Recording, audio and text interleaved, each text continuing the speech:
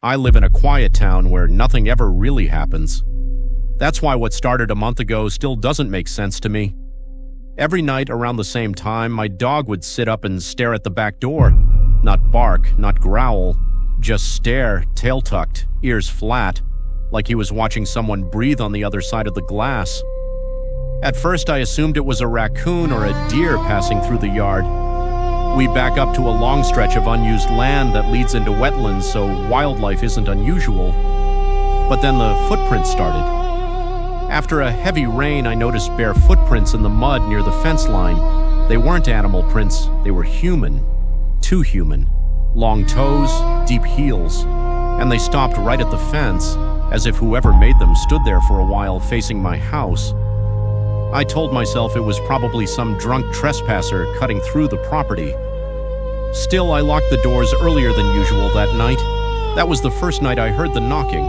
It wasn't loud, just 3 slow taps on the back door. When I looked through the window, there was nothing there, no movement, no sound.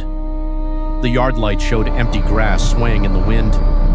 The next night, it happened again. Same 3 taps, same time.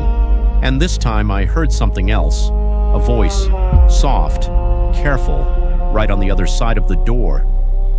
"I know you're awake." I didn't respond. I stood there, frozen, staring at my own reflection in the glass. The voice sighed like it was disappointed, then whispered something that made my stomach drop. "You used to wave." That didn't make sense. I had never waved at anyone back there, at least not that I remembered. The next morning, I found something leaning against the fence, a photograph, old, faded.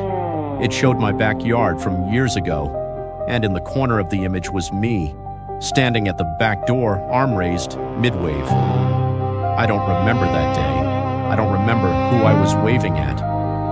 That night, the knocking came earlier, louder, desperate.